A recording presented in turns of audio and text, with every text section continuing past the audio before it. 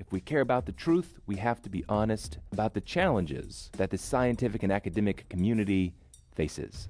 My guest this week is Mr. Brian Earp, who is the Associate Director of the Yale Hastings Program in Ethics and Health Policy at Yale University. He's also a research associate with the Oxford Center for Neuroethics, as well as being the author of my favorite article that I read this year called The Unbearable Asymmetry of Bullshit.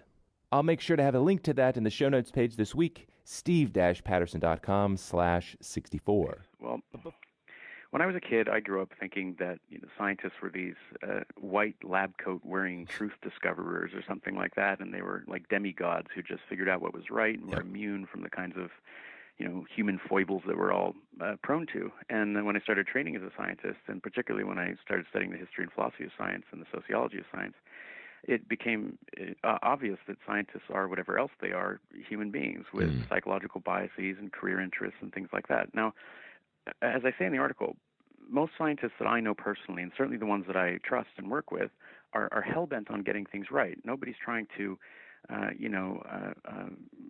illegitimately get a paper published or something like that. But even if you're doing your best to get things right, there are aspects of the incentive structure of being a scientist. You have to constantly be publishing or you won't have a job. So sometimes you're overworked and you're putting something into the literature that you wish you'd been able to spend more time on, and these sorts of things. So my general perspective is to kind of put this into a more concise framework.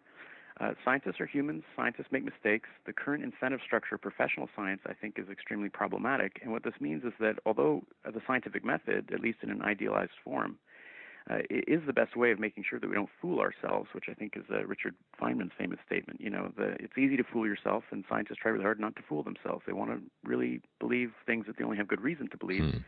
Nevertheless, it's easy to get fooled even when you're a practicing scientist. And I think that being honest about that and having a serious conversation about where the weaknesses are in science will allow scientists and funders and policymakers and so on to put in place the sorts of structures that will further limit these kinds of human biases that detract from the best work that scientists are otherwise capable of doing. I think hiding from that and pretending that you're either pro-science or anti-science is such a simplified and frankly stupid dichotomy that is so frustrating to see circling around the internet whenever there is a debate that comes up. That's an excellent point. The way that I like to talk about this is between science in theory, which is, as you say, how we kind of think of the scientists in the lab coats that are all getting at truth, versus science in practice, which is a bunch of humans who are not categorically superior to every other human on the planet, going about a very difficult craft. So that, I think you put it in an excellent way. But I want to focus on one aspect that you mentioned, which is the incentive structure in the world of science in practice. So you've got a line here in your article. You say, if the scientists want to keep their jobs, at least they must contend with a perverse publish or perish incentive structure that tends to reward flashy findings and high volume productivity over painstaking, reliable research. Can you explain? Yeah. The physicist Peter Higgs, who was responsible for coming up with the idea about the Higgs boson, which is this just fundamental aspect of reality, one of the most important theories and discoveries in physics, commented that if he were up for tenure today, he probably wouldn't get a job. Now, he won the Nobel Prize, unless I'm getting this wrong. I'm almost certain that he did. We can Google it. But the point there is that it took him a long time to sit there and think, and he came out with a paper every once in a while when he really was sure of what he was saying. And he had a secure academic job, and that's sort of the way that the incentive structure was set up around the time. Nowadays, his point is that you can't get a job unless you have this consistent flow of papers coming out.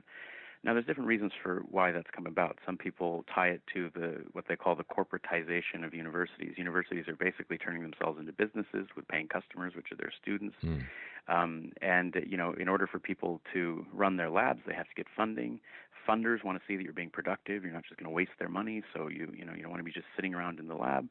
And so all these pressures are combining to make it the case that, again, scientists, not just to be accepted by their peers or do a slightly better job, but simply to get a job at all, have to do a certain amount of intensive publishing from the moment the clock starts after they receive their PhD.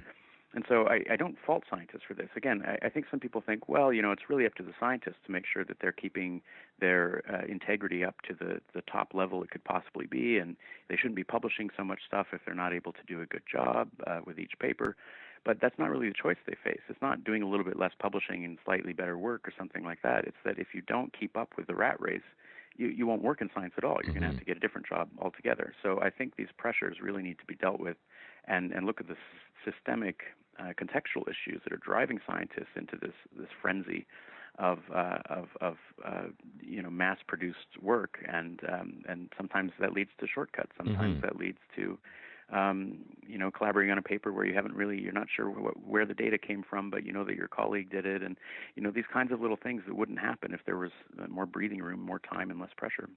Right, and this is such an important point, and maybe we'll talk about it a little later, but it also relates to the replication crisis that Right. at least we've seen in the realm of psychology, as I think the area that's been affected most by it, where even the material that gets published in the peer-reviewed journals that people are putting out there, responding to these career incentives, isn't even necessarily good science in quotes, right? Yeah, well, partly there's a number of factors that play into this issue, and I think it's a very serious concern. There's some debate among scientists about how much of a crisis or not we're really in. Some scientists say, well, of course, a lot of work that's published shouldn't replicate later because that's the cost of doing innovative stuff. If you put an idea out there, sometimes it's not going to hold up over time, but you don't want to just do bricklaying exercises for all of science where all you're doing is hardly moving anything forward, never being innovative, never being creative, mathematically proving everything before you put an idea out there. And I think that that's right. We have to have a serious debate about what the, as it were, correct replication rate should be. It shouldn't be 100% because that means science would be moving far too slowly and there would be no innovation. It probably shouldn't be 0%. Maybe 50% is right. It's hard to say. But there's a prior discussion that has to be had about what we want in terms of trade-offs between innovation, creativity, and painstaking care and replication and so on. But certainly there are many people who are concerned, and I'm one of them, that these incentives I've been talking about make it more likely that the work that does get published is essentially statistical errors or false alarms. And I'll just give you a few examples of how this can happen. So imagine that you have 20 laboratories basically running the same experiment. And this is not an unrealistic expectation. If you have a bunch of people who are closely following a literature, sometimes there's a sort of obvious next step that you would do. And so you might have a bunch of different laboratories running essentially a similar experiment. Now, if none of them get it to work, except for one of them, that one person, and in this case, we're pretty sure this is a statistical fluke. If it worked one time out of 20, that's basically a guarantee that it's an error. That person will say, oh, look, I found something, and they'll submit it, and they'll get it published in a journal because they met the sort of threshold criterion for publication, which is these so-called statistically significant findings. There's a whole debate about that we can get into. But you don't hear about these other labs that didn't get it to work because for the longest time, journals had a very strong prejudice, and they still do, against publishing so-called negative results or null findings. Right. And what that means is that the one time it quote-unquote worked, which is an error, gets published, and the 19 times it didn't work, nobody knows about. Because they're not published anywhere. It just exists in people's so-called file drawer. So this is called the file drawer problem. The scientist runs a study, it doesn't seem to work, they just file it away, and they don't bother to write it up anywhere. What happens, though, is that you're at a conference with your colleagues, and you might be sitting at the bar afterwards, and somebody from another lab says, oh, yeah, I tried to work on that study, and, I just couldn't get that result to replicate. And someone else says, yeah, I did too. And so you have this informal knowledge going around among scientists that a lot of stuff can't really be repeated or that probably isn't trustworthy stuff. But all that's in the public record is what's likely to be a false alarm. So that's one way you can get these sorts of replicability problems. Now, from the outside, that seems like that is a really big deal. That is like a methodological issue, because then you have the literature being built on top of literature that actually gets published, but that the fundamental, the seminal works here are perhaps flawed themselves. So when you say, yeah, go ahead. Well, I'll just add one quick thing to that. So let's say that you publish something in a top journal, Science magazine or Psychological Science or something like that, if we want to focus on psychology. And I just want to be fair to psychology. Psychology's been in the spotlight, but these problems are rippling through biomedicine, biology, neuroscience, genetics, and other areas. So psychology has sort of taken the brunt and actually is leading innovations to try to address these problems. But I myself trained in psychology, so I know this area best, and that's why I'll use these examples. But let's say that you've got a paper published in the top journal. Well, supposedly, if you go back to Francis Bacon, the idea about what makes science different from pseudoscience is that you have these intersubjectively verifiable observations. That if you report that you could do something in your lab, I should be able to do the same thing in my lab. And so essentially people are supposed to check each other's work. But the problem is from the professionalization of science, where it becomes you have to keep up with a career to keep your job. It's not in anyone's individual career interest to do an exact copy of anyone else's study. So if you publish something, I now am going to move away from that area because I figure, okay, well, you've got that cornered, and I have to come up with my own sexy finding to advance my own career interests and get my own grants and get my own prestige. And so I'm not going to do an exact copy of your work. The closest thing I'll do is what's called a conceptual replication. And what this means is I take your finding for granted because there it was published in a top journal, and then I try to sort of test it a slightly different way using slightly different methods, or I'll try to extend the idea into a new territory, basically build on your work. Well, here's the problem. If I use slightly different methods than you used and I don't get the effect that I expected to get, I don't know where to place the blame. I could just say to myself, well, it's because I changed something. So whatever I changed is probably responsible for my failure to find the effect. So these so-called conceptual replications, if they turn out, if they work, then they get published, and it looks like, oh, the original finding is supported, and now it has further support for it. And so just as you say, and this is why I wanted to jump in there, when you say you're building literatures on top of literatures on top of literatures where it might be false findings all the way down, this sort of thing can happen because people aren't doing what are called direct or exact replications. Generally speaking, they make some sort of change because they don't want to just do an exact copy. That's seen as very unprestigious. It's it's sort of looked down upon typically. And so when nobody's doing an exact replication, when they're changing something and it doesn't work out, they don't know where to place the blame, so they just say, well, it's probably my fault, and they don't tell anyone about it. And if they get it to work, it gets in the literature. So you get this sort of self-reinforcing cycle of apparently building and advancing on certain theories when the bulk of it might very well just be these flukes that we were talking about earlier. Now, I want to ask you a couple questions on that. When you describe that phenomenon, just in your professional estimation, this is I'm asking you an impossible question that you're not going to be able to answer, but I'm still going to ask it anyway. Sure.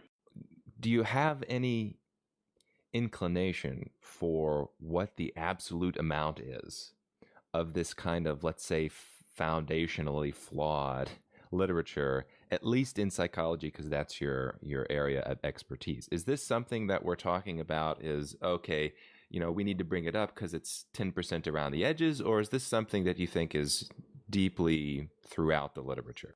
Well, yeah. There's a couple ways of getting in that. There's a very famous paper that was published in 2005 by a Stanford sort of epidemiologist and now meta-scientist named John Ioannidis. And, or maybe it's Ioannidis. I realize I should figure out how to pronounce his name. He published a paper called Why Most Published Research Findings Are False. And he basically took account of all these different nudge factors that make it likely that false alarms do get published, certainly more than they should, and did some modeling and so on and sampled lots of papers. And he came up with this estimate based on a more or less a rigorous way of coming up with the estimate. Certainly, there are some critics of it, where he thinks that it's more than 50% of what's published in biomedicine is simply false, just not true. It says there's a finding, but that there's nothing there, nothing to see there. So that's his estimation. Now, in psychology, famously recently, there was a big exercise called the Open Science Collaboration got together, and they sampled 100 papers from some top journals in psychology, and they had independent labs try to replicate each of those studies one more time. And there's various ways of measuring what counts as a replication, but on all the metrics they used, it was not very promising. It was, 37% of the papers replicated on some metrics, a little bit more, a little bit less, depending on how you count replication. That, by the way, is a very on a hot debate. What does it mean to replicate a finding? Does it mean that you get the exact same effect size? Does it mean you get the exact same p-value if you're using frequentist statistics? Well, not necessarily. That's not necessarily the most obvious way of saying that you've repeated the same finding. So I just want to flag here for putting in people's minds in the background that this is where philosophy of science comes in. What counts as a successful replication? How close do you have to be to the mark to say, yeah, that seems like that is supportive of the original finding, or that's different enough that we should sort of subjectively call this a non-replication? So that's part of the debate here. But to tie those strands together, I would not be surprised if 50% or more of published findings, including in top journals, is merely statistical noise. Now, for me, I'm not a professional scientist here. When you've got 50% of a product that might be statistical noise, as you put it, that is like a paradigm shattering idea to entertain, I think, for lots of people. What it sounds like is that you used an interesting term I want to ask you about, the professionalization of science. It sounds like there are potentially gigantic flaws, which might be able to be corrected here in the area of academia in general and in the incentive structure of this scientific system. But it's almost like there's no time for anybody to correct the systemic flaws because they don't have the career incentives to do so. And in fact, if they don't just accept the structure as it is, they might not even have a job in the future. Do you get the same sense that that's kind of what's going on? Yes, I think that's right. I was at a meeting at the Royal Dutch Academy of Sciences a couple of months ago, and the Dutch government had taken interest in this issue, I think precisely because they realized that it's not going to be something where individual scientists can stick out their neck and somehow heroically save the system. It's what's sometimes referred to as a collective action problem. It's not in my interest to slow down and try to get everything right and publish only one paper every 3 years once I've built up a body of evidence, because like I say, I just simply won't have a job if I do that. So I in fact can't stick out my neck and still be a scientist. That's in some cases maybe you can if people have tenure and big grants and so on, and they have a reputation. Maybe they can take a little bit more of make a little bit more of a change. But a lot of people, particularly early career scientists, simply cannot afford to work against the incentive structure. So what that means is the incentive structure must change, and I think that that's going to come down to funders, governments, and other sort of systemic forces or to make these changes. If there's going to be the kind of proper response to the amount of frankly wasted resources. There's also ethical implications to this. If you look at medicine, and you enroll people in a medical trial, for example, and you don't have the utmost care about what statistical analyses you're going to use, which control conditions you're going to use, whether you publish all of the trials. I mean, this is something you see with drug companies. Drug companies run lots of trials on drugs, and they don't publish all of the ones that they ran. They publish the ones that make the drug look good. That's a huge ethical concern, because now you're subjecting human beings to risks without having done due diligence and making sure that you're going to, have the very best estimate of what's true about that substance or that intervention. That's ethically unacceptable. So there's wasted resources, there's human costs, there's all sorts of problems, and I do think it's a big problem. But the solution is not going to be individual scientists trying to be heroes. It's going to have to be systemic changes to the reward structure and to publication practices. Now, are you optimistic about the prospects for that kind of systemic incentive structure change that doesn't come from renegade scientists, let's say? I think there's a sort of generational shift going on here, and I don't want to be too broad-brushed with this. There's people at every stage of their career who think that this is a serious crisis and needs to be addressed, and others who think that the talk of crisis is being overblown. So but if I had to sort of just give you my estimation, looking at the literature and talking to people and getting a sense of what's going on, I get the sense that scientists who are sort of coming up and forming the next generation of researchers are really taking this seriously, are concerned about getting it right, don't want to just churn out publications that they don't know whether they're accurate or not. They're trying to learn new statistical tools. So another thing that I planted a flag in before is there's this common procedure used in psychology, but also biology and neuroscience, called null hypothesis significance testing. And this is basically a common statistical inferential procedure that for decades statisticians have been shouting at the social scientists and the medical scientists, saying actually this procedure is not valid as an inference procedure in the way that you're using it. It only gives you useful information under very strict conditions that almost never hold in the experimental conditions that psychologists and medical researchers use.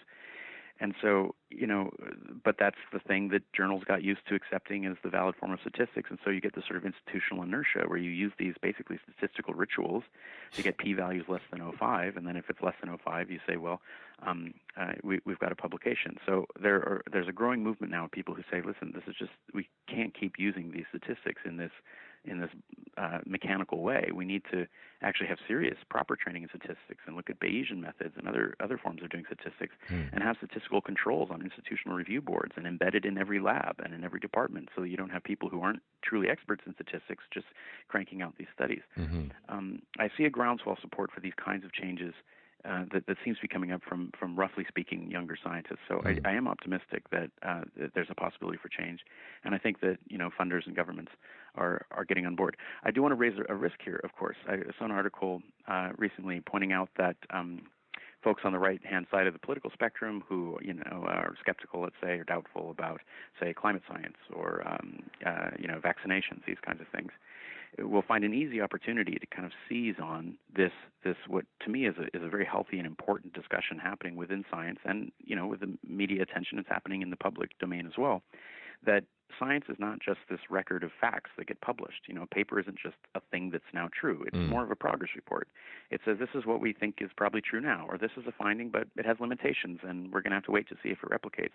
So I think the public needs to understand, science needs to stop suggesting that every time a paper is published, it's this earth-shattering new discovery. Science moves very, very slowly. Replications take a long time to do.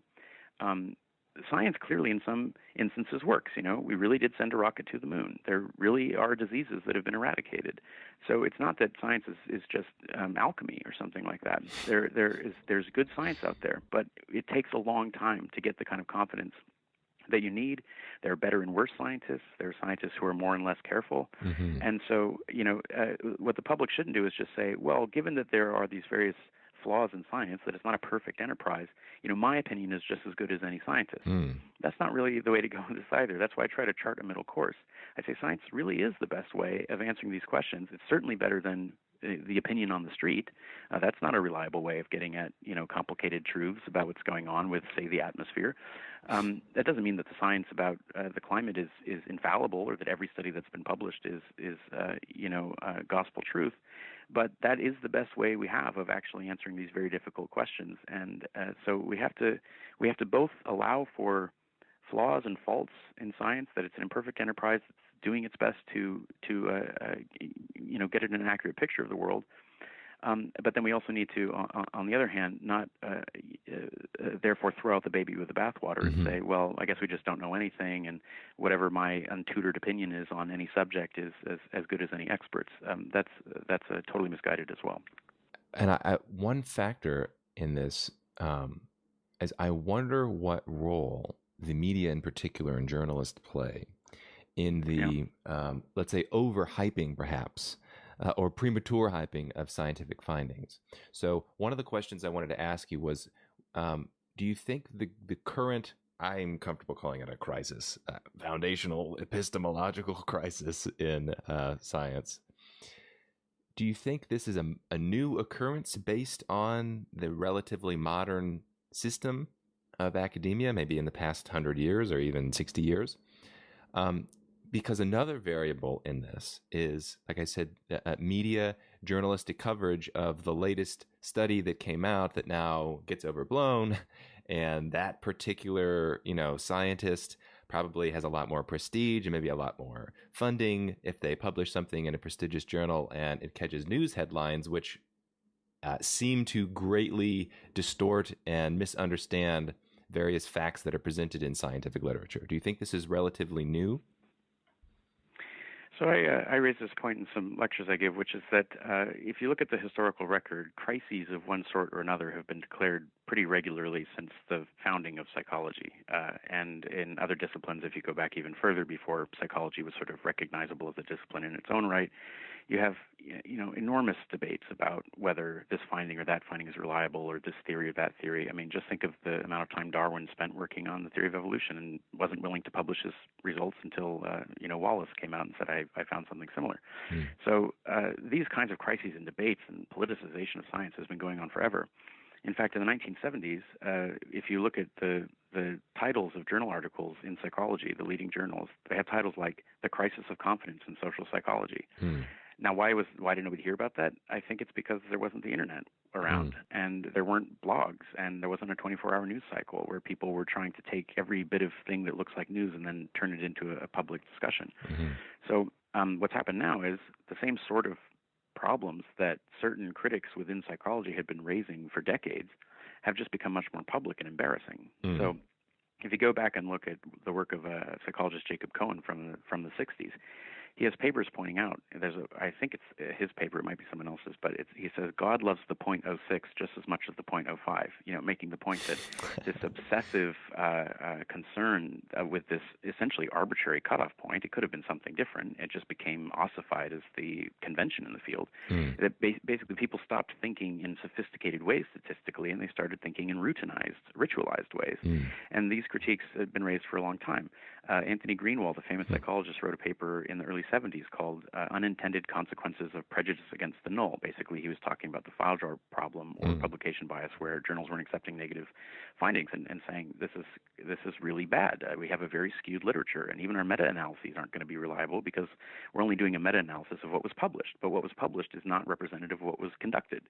So these critiques have been around forever. Just to put a personal bent on this, my grandfather, who I never met, who died in the 1940s, wrote a paper in 1927 in the Journal of the American Medical Association called The Need to Publish Negative Results. And his point was, if you only publish the successes, you're going to have a very skewed sense of what's reliable. If all the failures are never published, then the published record is not an indication of what we really know. And I stumbled across this paper as I was doing this research, and I had chills down my spine that somebody I never met but was related to had indeed been talking about this as early as 1927. So now, when that's in 1927, that's nearly a century ago. You still think, though, that there is hope for change in that particular regard, because that I had no idea that was it went that far back. These kind of problems. I think in a way the public attention that's been drawn to these problems is part of what's going to lead to a more serious effort to try to find solutions. These were just internal professional debates that were happening as recently as the 1970s in social psychology when these kinds of papers were being published. And, there was lots of people being concerned and scratching their foreheads and thinking maybe we should change our methods, and then nothing really came of it. And people just kept, pursuing the same kinds of practices that, reliably led to publications, which led to esteem from their colleagues, which led to good careers and so on. And there were always people working to be hardcore in their methodology and say, you really, it's harder to show something than you think it is, or you really need to replicate this before you put it out in the public, or whatever. But those folks didn't have, as much influence over the field as they really should have, partly because it's not sexy to talk about methodology. It's really boring and it's really hard. To figure out, for example, what counts as a measurement. This is an issue in psychology. How do you measure a mental state? Well, psychology really likes to use numbered scales, 1 to 7. Give me your answer on this thing. And I'll just give you one example of how this is problematic. So let's say you have a scale and you want to measure whether people are more liberal or more conservative. And a standard way of doing this is just a one-item measure where you say, 1 equals very conservative and 7 equals very liberal. And people just mark where they are on the scale. Now, in order to do the standard statistics on the scale, certain things have to be true of the scale in terms of its ability to measure whatever is out there, this actual, tendency to be more liberal or conservative. And one thing that has to be true is that the difference between a 1 and a 2 on the scale has to be the same as the difference between a 6 and a 7. It has to be measuring the same kind of mental tendency or political tendency out there. The problem is that's not really the case. Very few people are willing to put themselves on the extreme ends of the scale, because saying I'm a 1 or a 7 is really a strong statement. Right. So most people put themselves somewhere in the middle of the scale, and that means that if you do put yourself on a 1 or a 7, you're actually way far out there in terms of your political tendencies, at least in terms of your self-identification. And what this means is the scale is not mapping on in a one-to-one relationship with the phenomenon out there. Right. However you want to conceptualize it. And so most of the statistical tests you would use on this scale are invalid from the start. But to work out how you do a valid measurement of a mental state or a political disposition or something like that is an extraordinarily complex epistemological problem. And it's simply kind of boring for a lot of people who work in the field. So they're kind of happy to use numbered scales without really interrogating what would have to be true of this scale for the statistics I'm using on it to be valid statistics. There are some people who work on that, but they publish in obscure journals. Now this just to me sounds like pure philosophy. It sounds like all what you're talking about is just really epistemology. What would have to be true in order for this to be true and this to be a reliable method, which I think is wonderful. I think these questions are of the utmost importance. Maybe that's why I'm biased here, because I find like that you have to have. It almost seems like you should have these discussions before even undertaking the projects. When you say that. The example with the numbered scale, there's also the question of the relationship between self-reported political beliefs and if somehow you could measure actual political beliefs. So somebody might consider themselves, a 3, but actually in practice they support, policies that would be more liberal. How do you measure something like that? Right. I mean, psychologists have been aware for a long time of the problems of self-report. There are many of them. One is that people often don't know their own minds. Another is that people are often motivated to respond in ways that they think the experimenter wants them to respond. This is called socially desirable responding. And there are various methods that have been proposed to try to account for these kinds of things, but they aren't always employed. So, I've written a critique of a study in a medical journal where they asked questions in such a way that it was almost like leading the witness, and then they got the answers that they expected, and they had no measure or even attempt to assess, are these participants giving answers that we want to hear? And if you don't account for that, the answer doesn't mean anything at all. It just means that they told you what you wanted to hear. That's not a reliable measure of their actual mental state. Right. And so, even the measures that have been invented are kind of imperfect. I'll just tell you one of them as an example. So there are these socially desirable responding measures that basically give people a set of questions where it's very unlikely that a certain answer is true, but it's the socially desirable answer.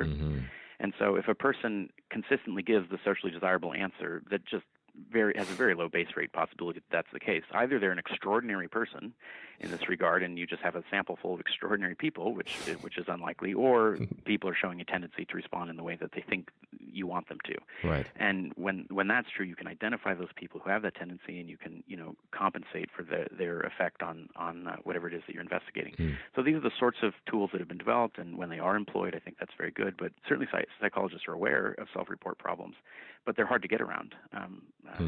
No matter which way you try. So I want to go, we're running out of time a little bit here. I want to go back just for a bit to 2 more sections in your article, some things I want to talk to you about. So you've got a line in here where you're talking about the humanness of scientists. You say they have reputations to defend, egos to protect, and grants to pursue. They get tired, they get overwhelmed. Then you say they don't always check their references or even read what they cite. That seems like an outrageous claim. What do you mean by that? Well, there's been interesting documentations of this. There's something about, what is it? It's an urban legend about whether spinach has a lot of iron in it or something like that. There's a wonderful sort of sociology of science piece that I can't remember the author's name off the top of my head, but he basically shows that people rely on trust a lot in science. So if somebody that I trust cited something in support of some claim, I'm not necessarily going to go try to dig up the original article. Maybe it's hard for me to find. Maybe it's in some obscure journal or something like that. But I don't want to just cite a secondary source. So what I'll do is I'll cite the original source cited by the other person, even if I maybe haven't read it. Now, I'm not saying this of myself, but I'm saying this as an example of the sort of thing that sometimes happens where you make these inferences where tracking down the original source and confirming that it really is that way is sometimes incredibly time consuming. And Mm-hmm. so in order to kind of get the point across, you might use a heuristic that is, may typically be reliable. It might very well be the case that such and so a researcher tends to do a really good job, and you know that if they cited something, that's probably a good citation, and so on. But this is just to give an example of the sort of scenario where someone might include a reference to support a claim that Mm-hmm. isn't really the best way of supporting the claim, or maybe they haven't scrutinized that paper. I'll give you an example that kind of shocked me. So the Centers for Disease Control came out with a policy on a very controversial issue, which is infant male circumcision, which Mm-hmm. happens to be an area I know a lot about. And they came out with this policy. It's much fanfare. It was a draft, but nevertheless, it was picked up by all the media. And this is the new policy from the CDC, which is supposed to be the most scientifically respected medical body out there. Mm-hmm. Well, this happens to be an area of expertise of mine, so I went and read the policy, all however many pages of it, and I noticed that there were these just stunning errors in citation. I'll give one example to illustrate, and there are others I could raise. So here's one. They say, according to this study, only 6.5% of infants experience clinically significant pain when they undergo this procedure. Now I thought, well, I haven't heard that figure before, so let me go look up their reference. So I dig up their reference, and there is a 6.5%, but it's a misprint, and it only appears in the abstract of the paper. It's nowhere in the body of the paper because it was just a typo. So what that means is right away that the researchers at the CDC did not read the paper. They Right. only read the abstract, Right. and they cited what's in their abstract. Now, I knew as an undergraduate student, if you're going to cite something, you should read the whole paper, and you shouldn't just take it at face value. Authors often spin their work, or they try to make the abstract sound really cool and advanced, even though it goes a little bit beyond what's actually shown in the paper. They certainly don't highlight the limitations in the abstract, and this is why when you get media reports, the media reports often go with the abstract or the press release or something like that, Mm-hmm. including the New York Times, by the way. This is a whole story of its own. The New York Times science reporter, this one guy, Nicholas Bacalar, on so many occasions, I see him just basically repeat the content of press releases without getting any critical opinion from somebody who disagrees with the view of those authors, without scrutinizing the study itself to see whether there may have been flaws or limitations in it. And if this is science journalism, I despair, because the New York Times, if something comes out on those pages, people figure that's as good as true. Mm-hmm. But if it's really just a recycling of a press release, I mean, I don't know how deep this problem runs, because again, I only have a couple of areas that I'm familiar enough with the literature to be able to identify these problems. But in the areas that I know, it happens all the time. So to go back to my paper that I was looking at, the figure that was probably they meant to cite was 6.7%, which isn't very different. But that turns out that was miscalculated in that table, and it should be 7.3%. So still, that's not terribly different. But the point is, you just know that they didn't read the paper carefully. Mm-hmm. And then the takeaway lesson was that something like 75% of the infants experienced clinically significant pain just being administered the anesthetic. And so to say that 6.5% experienced clinically significant pain when upwards of 70% experienced clinically significant pain just by getting the anesthetic, and then that has a failure rate of over 7%, is to completely misrepresent the content of the paper they were citing. Yeah. And this is the Centers for Disease Control. And I could spell out many other examples like this. So if even the folks at the Centers for Disease Control can make undergraduate level research errors, again, I don't know how widespread this problem is. I hope it doesn't happen all the time. I hope it doesn't happen as frequently in areas that I'm not familiar with.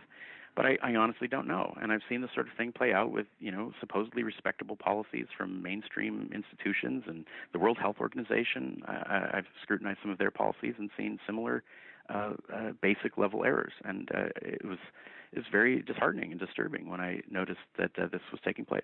Now, I mean, there's so much to talk about there. I would love to hear some of these other examples. When you say the CDC, now, is that, because I don't know how these institutions work, is that literally a group of scientists themselves, practicing scientists, that are putting out this work, or is this kind of some group of bureaucrats that are trying to do some kind of meta study that maybe they don't actually know what they're talking about?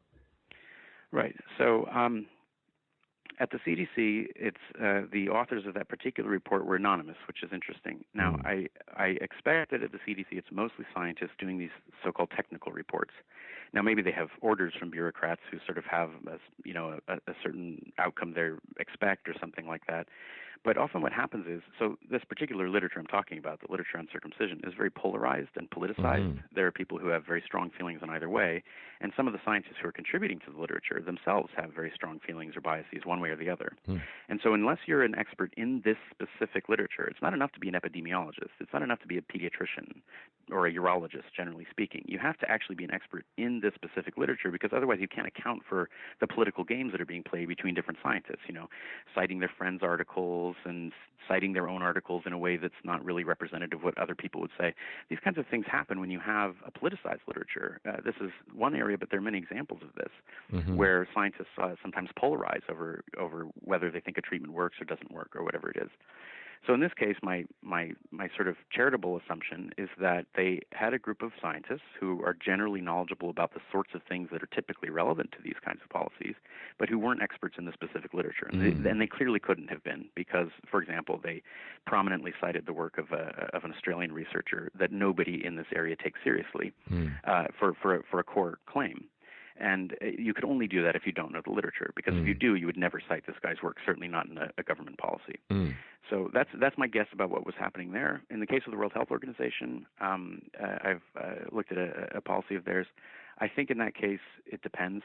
Sometimes you have scientists who are writing the policy. Other times you have sort of kind of researcher, worker, bureaucrats who have consultants, and they hire people to give them information. But the World Health Organization, a lot of the policies come from the top down. They aren't coming from somebody who's an expert in the research and trying to give the best account of the science and then offering that up to the policymakers. Often the policy is set by people who have an agenda or something going on, and then that constrains or at least shapes or influences the work of the lower level researchers who are actually physically typing up the report. And that's another example I was just stunned to see when I started to look at the details. Now, you said, you're unsure, obviously, areas outside your expertise, what the status is of these, if the same thing is going on. One of the things that I've realized, and I kind of had a disillusionment process before I went to college. I had the naive view of higher education and academia. I thought it was all these brilliant people who were, all innocently discovering truth and talking with one another. And I discovered something very different. And this was confirmed not only while I was getting my undergrad education, but I worked in the nonprofit sector for a while, engaged with a lot of professors, found that was the case. In the work that I'm doing now, I'm talking with professors all over the world, and I find that my romantic vision was misguided. But here's something. Now, this probably sounds crazy to you, but it just like if somebody's unaware of the state of, let's say, the replication crisis in psychology, the facts might sound crazy to them. But even in fields like mathematics, there are certain foundational claims that mathematicians have been making for the last century, which I found are treated the exact same way, which have become, let's say, dogma or orthodoxy. It has to do with the theory of infinities. And I've spoken with, I don't know, probably six or seven different people who are either mathematicians or philosophers of mathematics who have shared their skepticism of the basic fundamental, like, axiomatic theory of infinities. For all over the world. One from Ireland, one from New Zealand, one from Australia, and then one from the United States have all said, there's room for skepticism here. But in math of all areas, because it's so logical, and it's, if A, then B, if B, then C, if C, then D, and then they go on from there, that initial assumption, if A, then B, they think has already been established, or at least the formal mathematical orthodoxy thinks that it has been established, and you find there's actually room for skepticism. So I discovered this maybe, 2 years ago, and I thought, this is crazy to me. Of all the areas, you'd think mathematics would be that which is immune from these kind of fundamental errors, but it does not appear so. Yeah, that doesn't surprise me at all, but it's easy to see how this can happen. Any particular researcher can't reinvent the wheel. You have to build on the work of others. A lot of people aren't historically rooted in their discipline, so you often find that they're working on whatever is the latest thing that's going to be popular in their area. So they work with their advisor, they know some of the latest stuff, but they might not actually go back and read those foundational papers that, were later sort of accepted, whether actively or passively, and sort of, as you say, calcified into dogma. There's certainly dogmas that exist throughout the sciences, as with any area of human thought. There's political theories that have calcified into dogmas. There's On the left and on the right, politically, you find ideas that are very dogmatic, and Mm. people take a lot of things for granted, and why? Because we have limited mental resources. So unless you're a genius and you have an infinity of time, you have to take a lot of things for granted, and just that simple human fact and that human limitation makes it possible that things that maybe ought to be scrutinized more, or going back to fundamentals and basics, Hmm.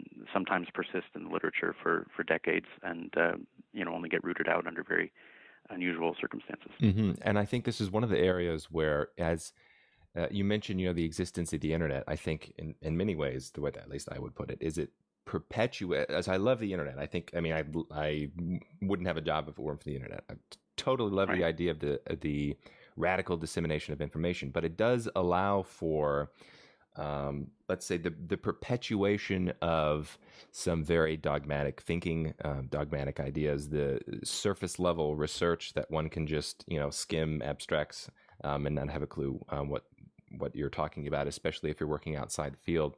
But one of the benefits that has come from it, I think, that will come from the new generation of intellectuals that are at least raised on the internet, is a more realistic and skeptical stance about some of the things we've been talking about, where I don't know prior to the internet how one would comfortably say something like, "Oh, I think some of the foundational theories in mathematics of all fields, or science, Right. or psychology, I think some of these works that we hold up to be, this is what we're building our knowledge on, are wrong." And that to me gives me a bit of optimism that it's so much easier to encounter skeptical arguments now than it was just 20 years ago. Yeah, my favorite book on this that everyone should read is called "Are We All Scientific Experts Now?" by Mm, the sociologist of science, Harry Collins. It's a mm, short book. You can read it in a weekend, and it's just a brilliant discussion of the very sorts of things that we're talking about.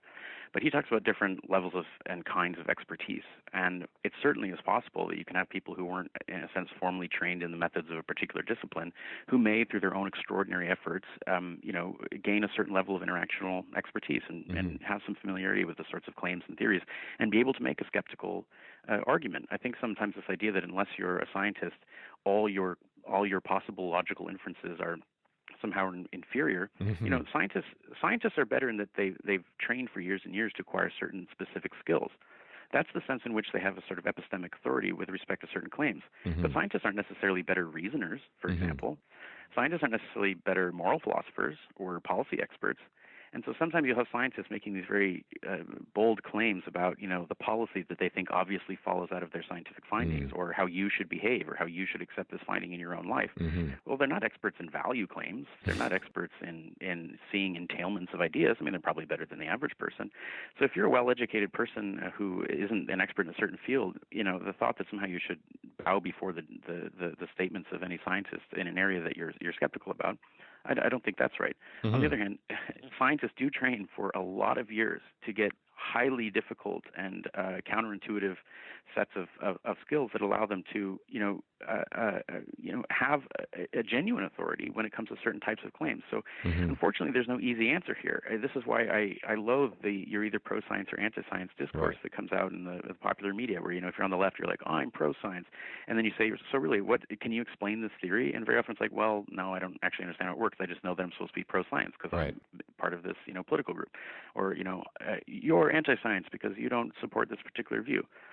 There's some research on this where, on climate change, for example, regardless of your view in the public, whether you're sort of pro or anti or skeptical or whatever it is, you tend to have similar levels of actual understanding of the theory. Mm, So it's not that you know what's going on and that's why you support the theory. It's that you're supposed to support the theory. mm, Again, I'm not making any comment at all on the science of climate science. I'm not mm, an expert in that area, so I completely leave that to others.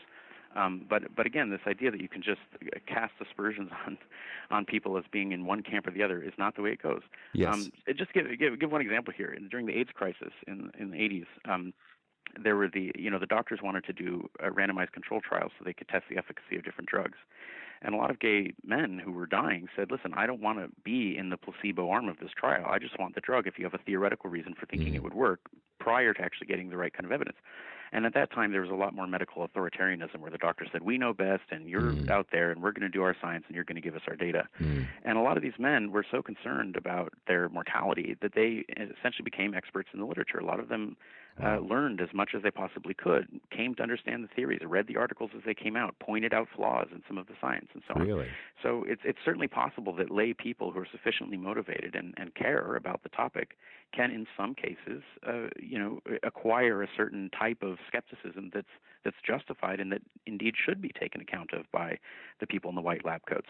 Yeah. On the other hand, there are a lot of people who are total crackpots, and they read a study once somewhere and they don't really know how to evaluate it, and the study's been discredited, but they still keep bringing it up.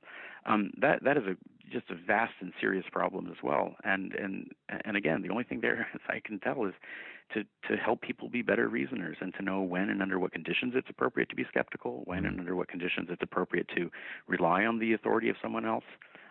We can't all be experts in every topic, unfortunately, and that means we have to rely on trust. We have to rely on authority in certain cases, and so we have to pick and choose our battles.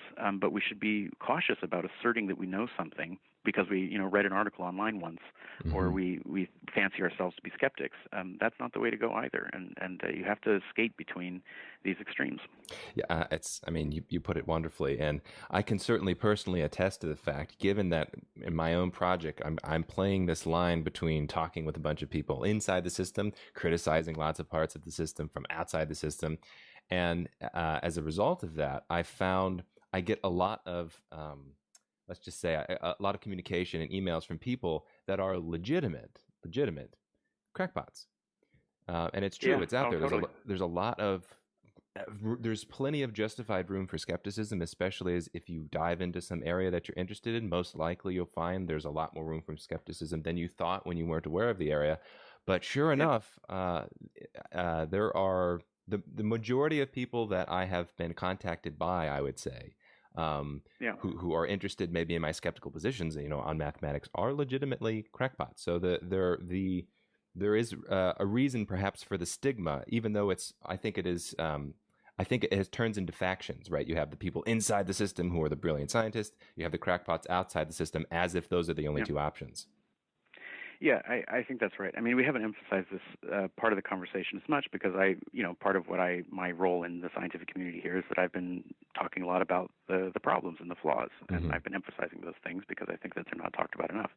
But we could equally have spent an hour talking about the problems with pseudoscience, with crackpots, with people raising harmful theories that they don't have sufficient support for people, not sufficiently trusting scientific evidence that is indeed well substantiated.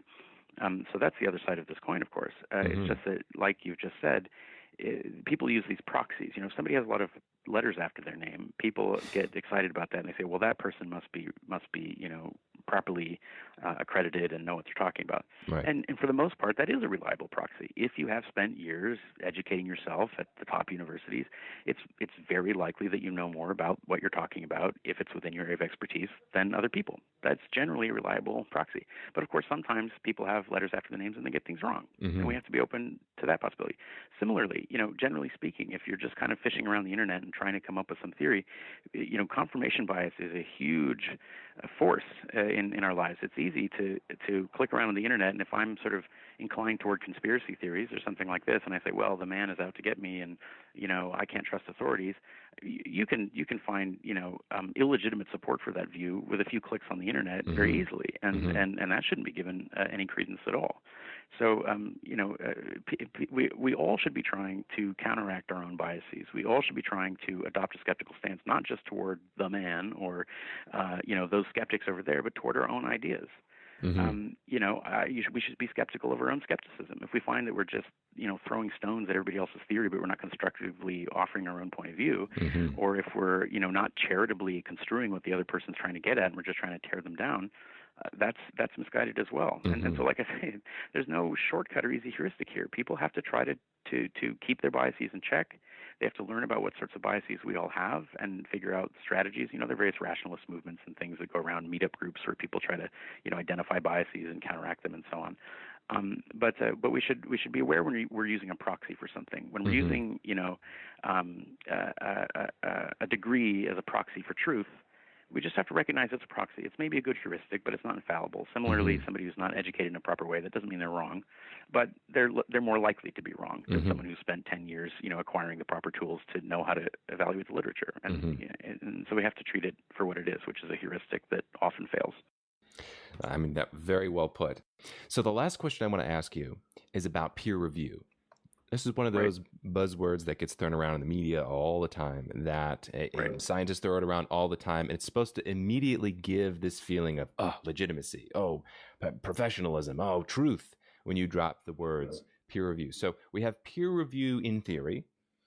Can you tell me a bit about peer review in practice? Is peer review what people make it out to be? As this marker of, when you get the stamp of peer review, that means, this is practically truth.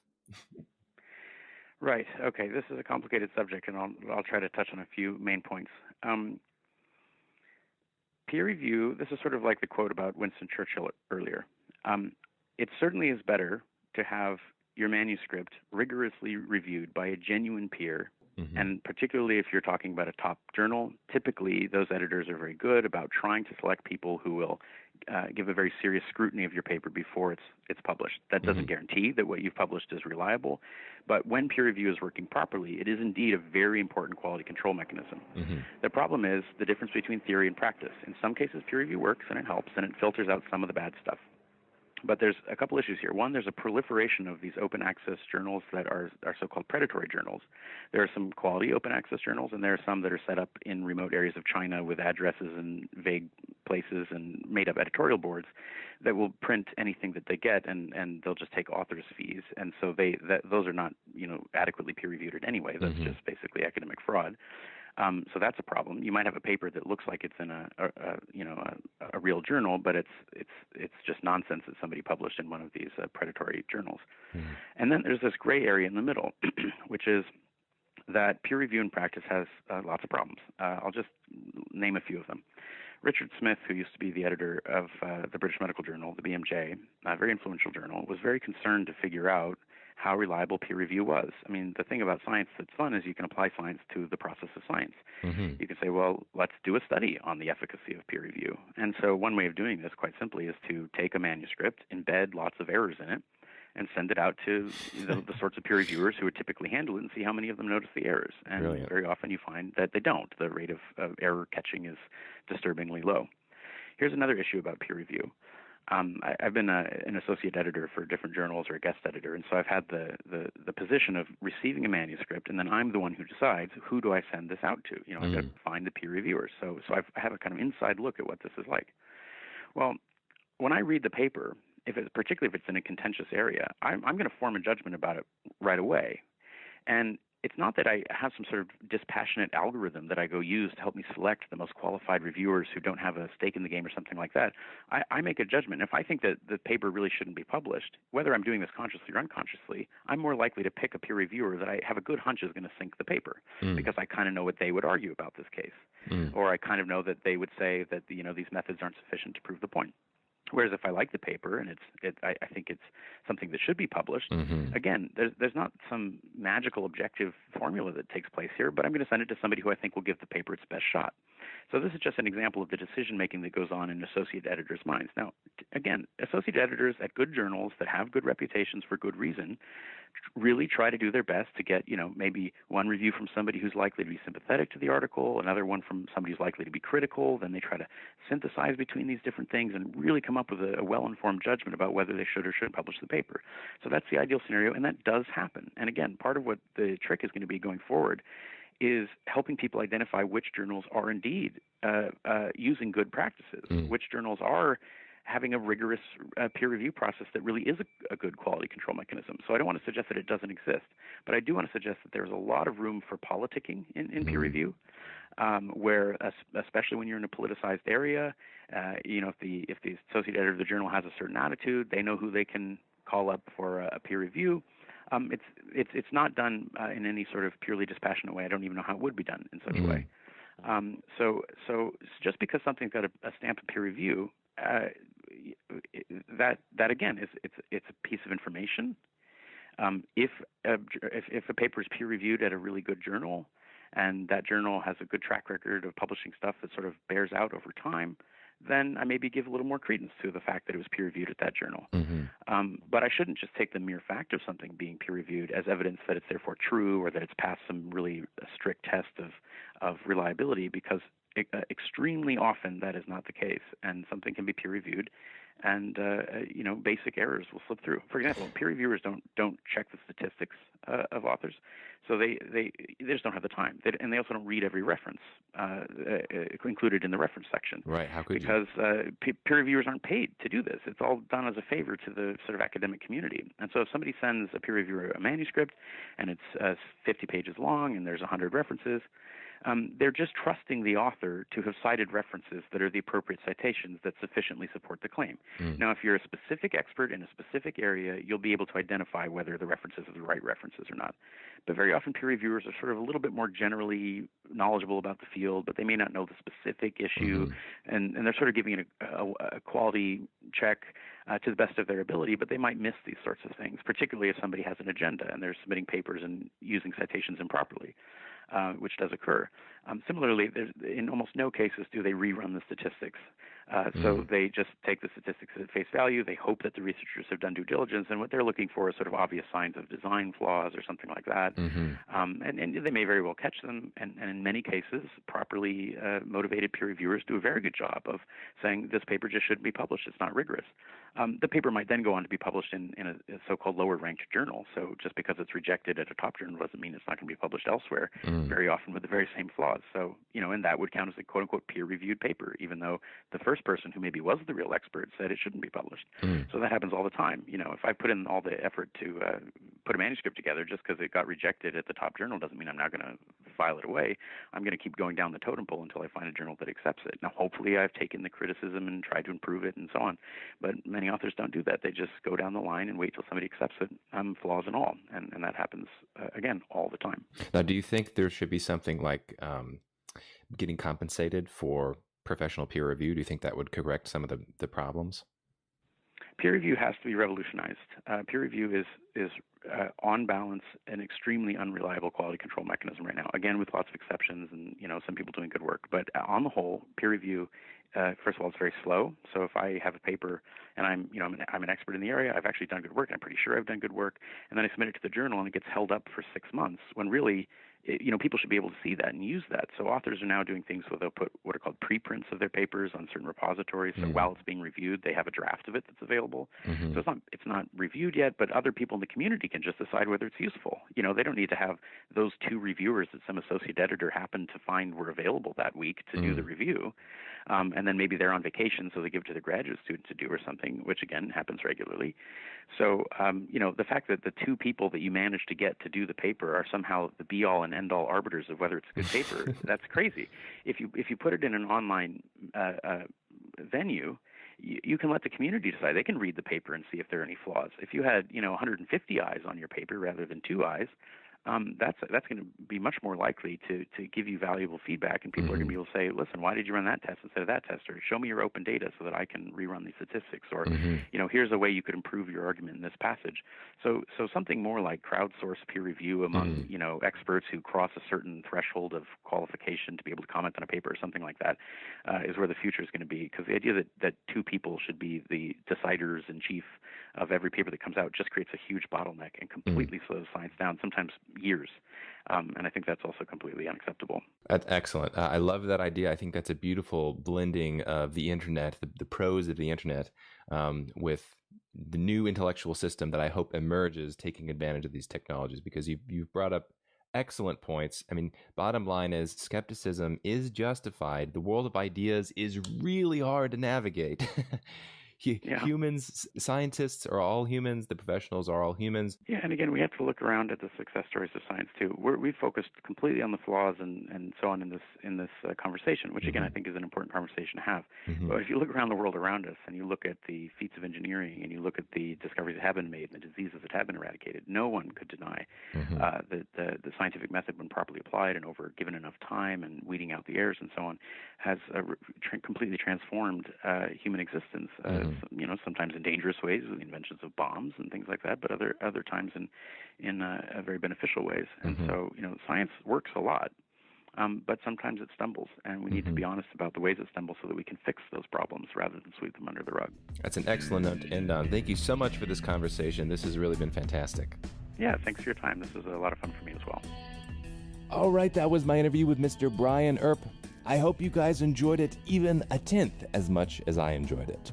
In the modern world, this kind of criticism is frankly taboo, and it shouldn't be, and we need a lot more of it. It is okay. You have intellectual permission to be skeptical about everything, even those sacred cows like the scientific process in practice.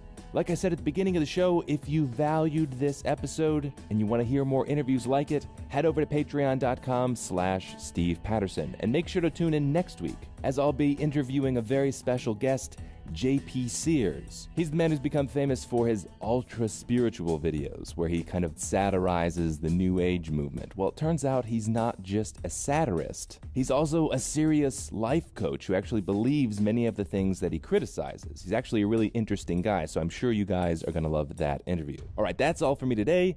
Have a fantastic week. Fantastic week. Fantastic week. Fantastic week.